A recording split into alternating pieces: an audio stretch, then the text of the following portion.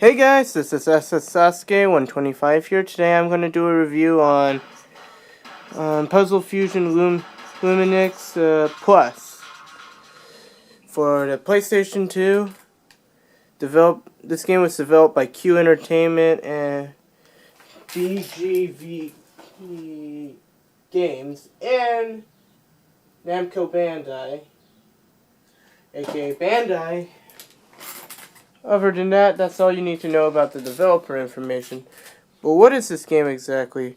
By what you see in the demo, it's basically kind of like a puzzle game, which I'll get into. Alright, now to get started. First, I'm going to show you the modes of this game. Okay, you got your first player mode, which you obviously know, you play single if you have no friend with you to play with this game. Second player mode, or when you have a friend over to play this game against you, I'm guessing, and versus mode, which you're fighting against the CPU, and puzzle mode, which I'm not going to do in this review. I'm going to show you the options to this game. Alright, the controls to this. You ready for this? Basically, you use only like a few buttons. The pink circle around the buttons are supposed to be like the clockwise rotation, while the blue ones, circled ones, are the counterclockwise. And here's the types of controls. And in order to move in this game, you don't use the control sticks. You use the D-pad to move. But aside from that, I guess I'll show you the one-player mode. Okay, you have challenge mode, single skin mode, which I'll get to that later. Time attack, which you already obviously know what that is. Basically, seeing how many combos or like high score you can get in like a certain amount of time, which can be fun sometimes if you want to practice this game. I would recommend doing the time attack mode for practice. Yeah. Anyway, I'm going to show you the challenge mode. Now, the graphics about this game. Okay, the graphics look very colorful, quite nice for a puzzle game, especially a 2D one. Usually graphics aren't that important, which obviously, but I just wanted to share you my thoughts on the graphics. Quite well for a puzzle game for the PS2. What makes this game a lot different than most puzzle games, or kind of like Tetris for example, is that it actually has more of a different type of objective. Okay, you're supposed to make squares like how I'm doing, like this for example. And that's pretty much it for what you're trying to do. Also, if you reach the top, or run out of space, you lose. Similar to Tetris, this game also reminds me of that one Yoshi game for the Super Nintendo. Yoshi Tetris Attack, if I remember correctly, for the Super Nintendo. Never mind. What else can I say about this game? The music's quite well, pretty good, kind of techno-ish, nightclub type music. The backgrounds are very colorful and nice looking. Even though I can't tell what the heck is that supposed to be in the... I think that's supposed to be like a lighthouse, I'm guessing. Oh well. And just a little cool thing about this game, the background and the music changes over time. Unlike Tetris, which, it has the do-do-do-do-do-do-do, do-do-do-do-do for most of the freaking time. It may be a catchy song, but it is kind of repetitive. Oh well. But I like Tetris anyway. Just thought I wanted to point that out.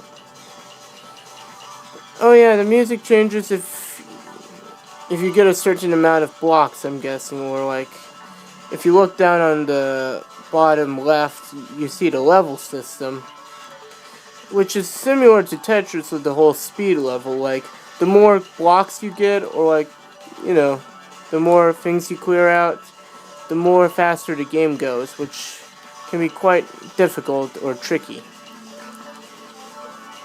And don't worry, it's a pretty fun game for PS2.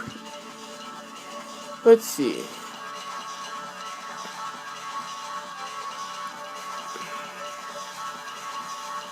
What else can I say about this game? Besides the music and the controls. Oh, wait. Also, I forgot. Also, the controls in this game are quite tight. They're very responsive, but, you know. One thing I really don't use that much is the counterclockwise. Like, what's the point of doing that if you can just rapidly press a button like this and fit it in? That's what I mostly do whenever I'm playing a puzzle game like Tetris. I don't use the, counterclockwise thingy, because what's the point of doing that if you can just simply rapidly press the button and there we go. Also, this game feels like it should be on an arcade system. Wait, was this game ever released on arcades, I wonder? I may do an update video or on that. Or you can look up this game by yourself, but seriously, this game would actually fit well in an arcade cabinet.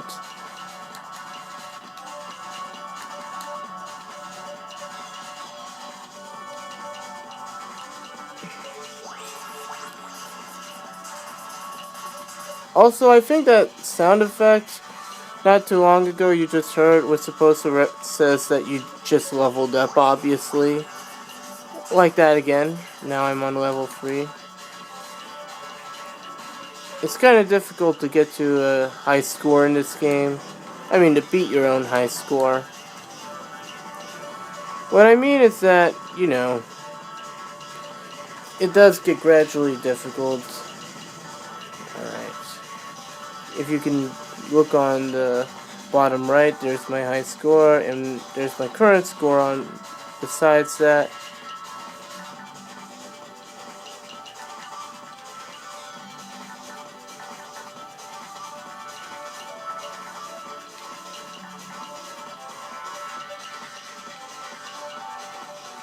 Look, combo. Alright, but then again, that's enough of that mode.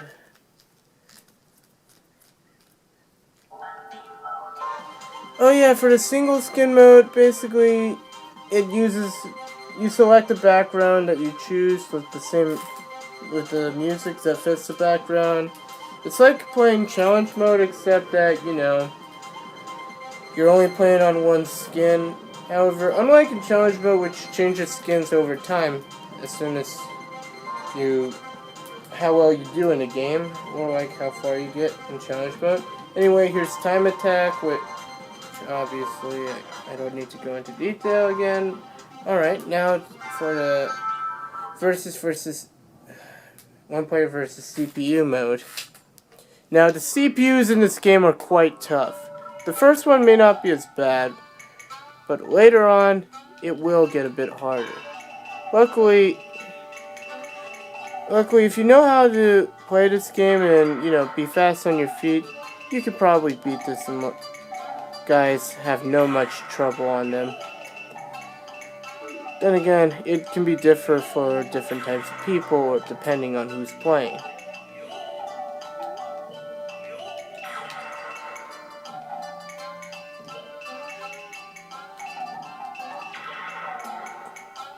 See?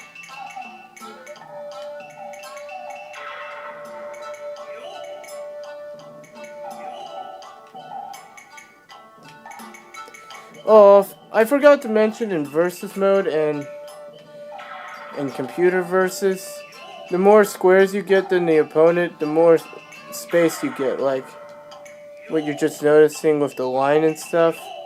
Yeah, the opponent starts to lose squares the more, well I do, and I just beat the first opponent. And now this guy. This guy is quite difficult.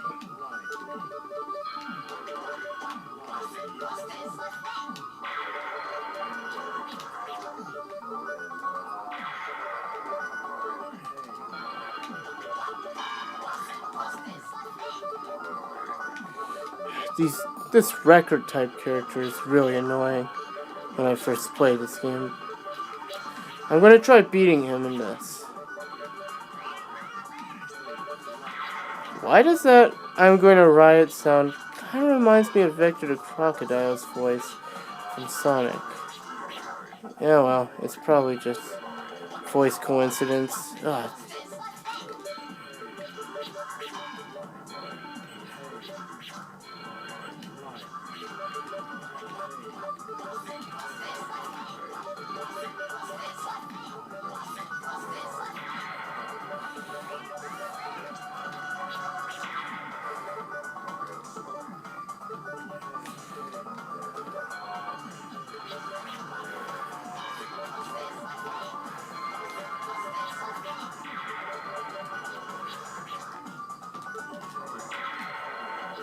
I might lose in this part, so just thought you would know that. Oh my god. I was beating him until... and I lost. Overall, what do I have to say about this game? Is it good? Is it bad? Well, it's good. The good things outweigh the negatives, I'm guessing. Overall, I give this game a 6.9 out of 10. It's good, it's fun. The music's quite catchy, depending on your taste in music. And also, one problem though. The difficulty of the CPUs are quite freaking difficult. Either I really suck at fighting CPUs, or maybe, you know, or maybe they're just too advanced AI. But I swear, this is the part of the game that makes me wonder if this was meant to be on an arcade console or an arcade cabinet, because most arcade games are usually quarter snatchers or very cheap type games. When I mean cheap, I mean very difficult. Anyway, is this game worth picking up at full price? No. I say get this game for $5 or $10. Not saying it's bad.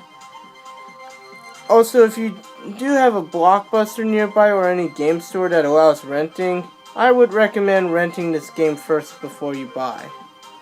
Also, if you like Tetris, I would recommend, you know, checking this one out. It may not be as good as Tetris, or unless if your opinion may vary, or mileage may vary, but you might enjoy it. You might get some enjoyment out of it. Also, I would probably recommend playing with a friend while playing this. Whatever thing. Oh yeah, also this game's sort of on the PlayStation Network, and also you can get this game for like PSP. Anyway, this is SS Sasuke signing out, and have a nice day.